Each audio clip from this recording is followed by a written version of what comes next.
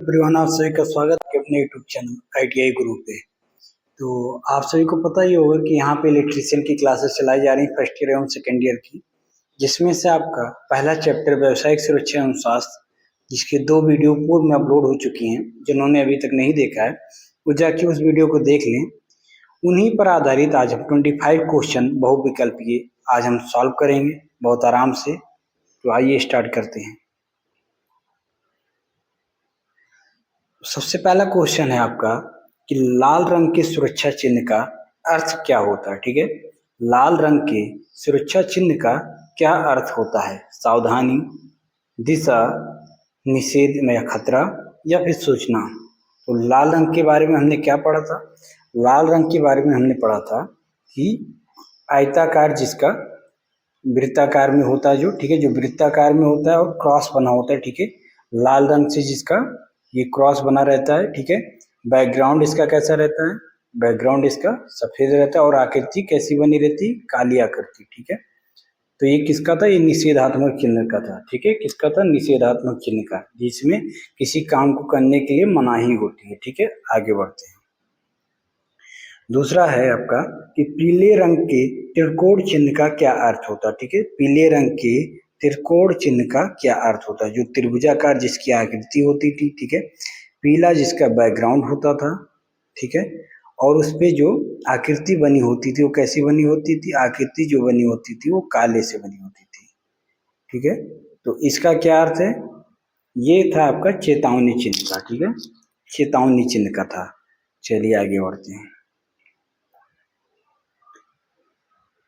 फिर उसके बाद आपको कितने वर्गों में बांटा गया है? 2, 3, 4 या 5? बताइए, 2, 3, 4 या 5? तो हमने मुख्यतः पढ़ा था कि आग को हमने 4 श्रेणियों में बांटा है, class A, class B, class C और क्लास डी। ठीक है, वीडियो में हमने पढ़ा था। जिन्होंने अभी तक नहीं देखा हो जाके वो वीडियो देख ले, फिर उसके बाद इस ऑप्शनल क्वेश्चन को करें। ठीक है, फिर उसके बाद बात करते हैं कक्षा ए की आग किससे संबंधित होती है? ठीक है, जो क्लास ए की आग होती है वो किससे संबंधित होती है? ज्वलनशील गैस से, विद्युत उपकरण से, लकड़ी का कपड़ा या कागज से या फिर धातु से।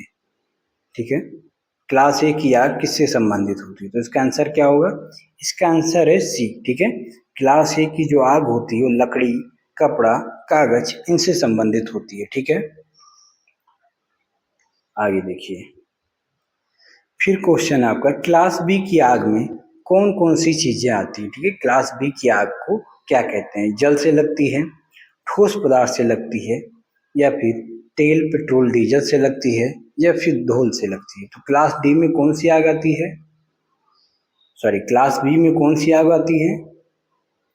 तो क्लास बी में आपकी तेल, पेट्रोल, डीजल, लिक्विड फॉर्म जिससे आग लगती है वो आपकी क्लास बी में आ जाएगी। ठीक है, धातु आधारित आग कौन सी श्रेणी में आती है? Class A, class B, class C या फिर क्लास डी? ठीक है, धातु आधारित धातु पदार्थों में जो आग लगती है वो किस में आती है? तो वो आती है आपकी क्लास डी की आग। ठीक है, वो आपकी क्लास डी की आग कहलाती है।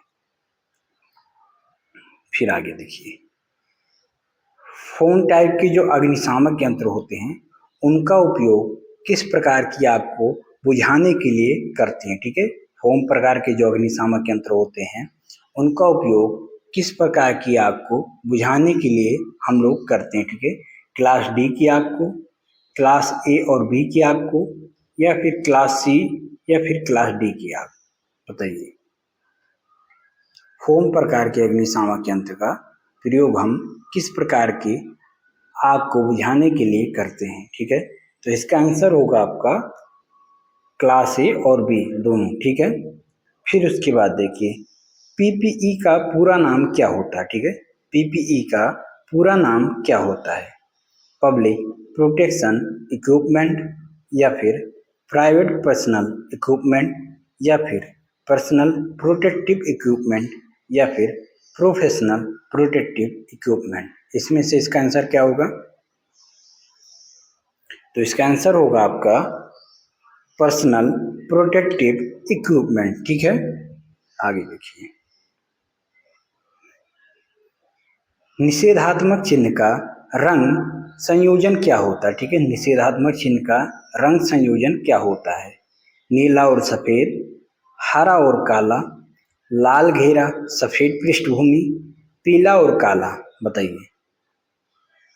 तो जैसा कि मैंने स्टार्टिंग में भी बताया था कि जो है आपका निषेधात्मक चिन्ह कैसा होता है, तो ये सर्कल में होता है। ठीक है, सर्कल में होता है। ठीक है, क्रॉस सेक्शन ऐसे बना रहता है, रेड कलर का रहता है। ठीक है, और इसकी बैकग्राउंड जो होती है सफेद होती है, लाल कलर से क्रॉस वृत्ताकार होता है। ठीक है, आकृति जो काली बनी होती है, तो लाल घेरा और सफेद पृष्ठभूमि। ठीक है, लाल घेरा और सफेद पृष्ठभूमि। ठीक है, फिर उसके बाद बात करते हैं कि हेलमेट पहनना अनिवार्य है, ये किस रंग में आता है? ठीक है, हेलमेट पहनना अनिवार्य है, ये किस रंग में आता है? लाल, नीला, पीला या फिर हरा। ठीक है, तो अनिवार्य चिन्ह जो होता है वो वृत्ताकार होता है। ठीक है, मैंने बताया था आपको कि अनिवार्य चिन्ह वृत्ताकार होता है। ठीक है, इसकी आकृति कैसी होती है? नीली आकृति होती है। नीला जो होता है इसका बैकग्राउंड होता है, और आकृति जो बनी होती है वो सफेद से बनी होती है। ठीक है, तो क्या होगा इसमें, क्या पूछा गया है कि हेलमेट पहनना अनिवार्य है चिन्ह किस रंग में होता है? ठीक है, तो इसका अनिवार्य चिन्ह किस रंग का होता है? नीला। ठीक है, चलिए।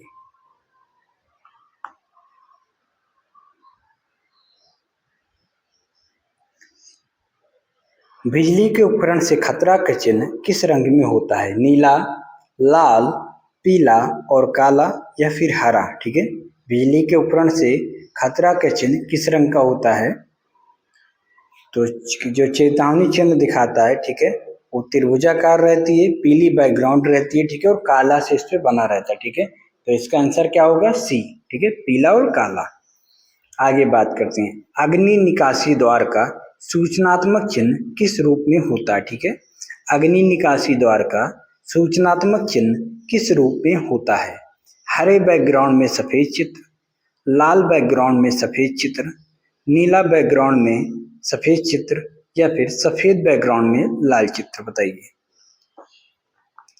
तो सूचनात्मक चिन्ह का जैसा कि मैंने बताया था, इसका बैकग्राउंड कैसा होता है? या तो इसका आकार कैसा होता है? या तो आयताकार या फिर वर्गाकार। ठीक है, मैंने बताया था या तो आयताकार या फिर वर्गाकार सूचनात्मक चिन्ह का आकार होता है। ठीक है, इसका बैकग्राउंड जो होता है वो हरा होता है। ठीक है, और उस पर सफेद आकृति होती है। ठीक है, तो इसका क्या आंसर हो जाएगा?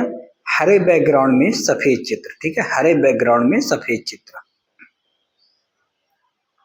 आगे देखिए, अग्निशामक यंत्र में किस गैस का सामान्यतः उपयोग किया जाता है? ठीक है, अग्निशामक यंत्र में किस गैस का सामान्यतः उपयोग किया जाता है? नाइट्रोजन, कार्बन डाइऑक्साइड, ऑक्सीजन या फिर हाइड्रोजन।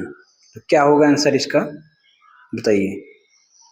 तो इसका आंसर होगा आपका कार्बन डाइऑक्साइड। ठीक है, कार्बन डाइऑक्साइड। फिर उसके बाद क्वेश्चन है आपका, किस प्रकार के अग्निशामक यंत्र को क्लास ए बी सी के रूप में वर्गीकृत किया जाता है? ठीक है, जल अग्निशामक यंत्र, पाउडर अग्निशामक यंत्र या फिर CO2 अग्निशामक यंत्र या फिर फोम अग्निशामक यंत्र। बताइए, किस प्रकार के अग्निशामक यंत्रों को क्लास ए, बी और सी तीनों में हम प्रयोग कर सकते हैं? जल युक्त अग्निशामक यंत्र, पाउडर युक्त अग्निशामक यंत्र, CO2 अग्निशामक यंत्र या फिर फोम टाइप अग्निशामक यंत्र। तो इसका आंसर होगा CO2 अग्निशामक यंत्र। ठीक है, CO2 अग्निशामक यंत्र। फिर देखिए, सिल्वेस्टर विधि में पीड़ित को किस स्थिति में लिटाया जाता है? ठीक है, सिल्वेस्टर विधि में पीड़ित को किस स्थिति में लिटाया जाता है? पीठ के बल एक तरफ लिटाया जाता है या फिर मुंह के बल? बताइए। सिल्वेस्टर विधि में पीड़ित को किसके बल लिटाया जाता है? तो इसका आंसर होगा आपका पीठ के बल लिटाते हैं। ठीक है, शेफर विधि के दौरान पीड़ित को किस स्थिति में रखा जाता है? एक तरफ लिटाया जाता है, पीठ के बल और सिर हल्का झुका दिया जाता है, या फिर पेट के बल लिटाया जाता है, या फिर सीधा खड़ा कर दिया जाता है? तो इसका आंसर है आपका पेट के बल लिटाते हैं। ठीक है, आगे देखिए, निषेधात्मक चिन्ह, ठीक है, निषेधात्मक चिन्ह का आकार कैसा होता है? तो इसके बारे में स्टार्टिंग में ही बात हुआ कि निषेधात्मक चिन्ह का आकार कैसा होता है, त्रिभुजाकार, आयताकार, वृत्ताकार या फिर क्रॉस वृत्ताकार। तो इसका आकार कैसा होता है? क्रॉस वृत्ताकार, ठीक है। त्रिभुजाकार आपका होता है चेतावनी का, ठीक है, चेतावनी। आयताकार आपका होता है सूचनात्मक का, ठीक है, सूचनात्मक का आयताकार हो जाएगा आपका। और फिर उसके बाद वृत्ताकार अनिवार्य का हो जाता है, ठीक है, अनिवार्य का। और क्रॉस वृत्ताकार इसका हो जाएगा, ठीक है। आगे बात करते हैं। आग लगने का प्रमुख कारण क्या होता है? ऊष्मा, ऑक्सीजन, ईंधन या फिर उपरोक्त सभी। तो जैसा कि मैंने आपको एक ट्रायंगल बनाया था, ठीक है, एक ट्रायंगल बना के दिखाया था। तो आग लगने के 3 कारण बताए थे, ऊष्मा, ऑक्सीजन और ईंधन, ठीक है, ये 3 कारण थे। इनमें से किसी एक की सप्लाई को हटाकर हम इस पे काबू पा सकते हैं, ठीक है। तो इसका आंसर होगा उपरोक्त सभी, ठीक है, उपरोक्त सभी। चलिए आगे देखिए, मोस्ट इंपॉर्टेंट, एनटीसी का पूर्ण रूप क्या होता है? ठीक है, एनटीसी का फुल फॉर्म क्या होता है? National training certificate, national trade certificate या फिर नेशन ट्रैफिक सर्टिफाइड या फिर नेशन ट्रेनिंग सर्टिफाइड, बताइए। तो हम जब आईटीआई पास कर लेते हैं, सब वीडियो में बात हुई थी, ठीक है, जब हम आईटीआई पास कर लेते हैं तो एनसीवीटी द्वारा हमें जो सर्टिफिकेट दिया जाता है वो कहलाता है नेशनल ट्रेड सर्टिफिकेट, ठीक है, नेशनल ट्रेड सर्टिफिकेट। चलिए आगे बढ़ते हैं। एनसीवीटी का पूरा नाम क्या होता है? ठीक है, एनसीवीटी का पूरा नाम क्या होता है? National certification vocational training, national certified vacation training, national council vocational training या फिर नेशनल काउंसिल वेकेशन ट्रेनिंग। क्या होगा इसमें से? एनसीवीटी का फुल फॉर्म। तो एनसीवीटी का फुल फॉर्म जो होता है नेशनल काउंसिल वोकेशनल ट्रेनिंग होता है, ठीक है। फिर आगे देखिए, विद्युत से लगने वाली आग को किस प्रकार के अग्निशामक यंत्र से बुझाते हैं? फोम प्रकार अग्निशामक यंत्र, जलयुक्त प्रकार अग्निशामक यंत्र, हेलोन प्रकार अग्निशामक यंत्र या फिर जल की बौछार से। विद्युत से लगने वाली आग को हम हेलोन प्रकार के अग्निशामक यंत्र से बुझाते हैं, ठीक है। सुरक्षा चिन्ह कितने प्रकार के होते हैं? जैसा कि अभी बात हुई है, सुरक्षा चिन्ह कितने प्रकार के होते हैं? 2, 3, 4 या फिर 5। तो सुरक्षा चिन्ह आपके 4 प्रकार के होते हैं, निषेधात्मक चिन्ह, अनिवार्य चिन्ह, चेतावनी चिन्ह और फिर सूचनात्मक चिन्ह, ठीक है। बल्ब जलने के लिए किस प्रकार के परिपथ की आवश्यकता होती है? ठीक है, बल्ब जलने के लिए किस प्रकार के परिपथ की आवश्यकता होती है? खुला परिपथ, बंद परिपथ, शॉर्ट परिपथ या फिर उपरोक्त में से सभी। तो इसका आंसर होगा आपका बंद परिपथ, ठीक है, बंद परिपथ।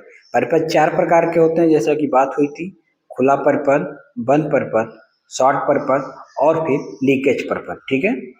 5S में तीसरा क्रम क्या इंगित करता है? ठीक है, 5S होता है, ये तीसरा क्रम क्या इंगित करता है? Set in order, sign, short या फिर सस्टेन। तो इसका आंसर होगा आपका साइन, ठीक है। आशा करता हूँ कि आप सभी को क्लास बहुत अच्छी लगी होगी। चैनल को सब्सक्राइब कर लीजिए एवं नोटिफिकेशन को ऑन कर लीजिए, इससे आपको वीडियोस की नोटिफिकेशन मिलती रहे।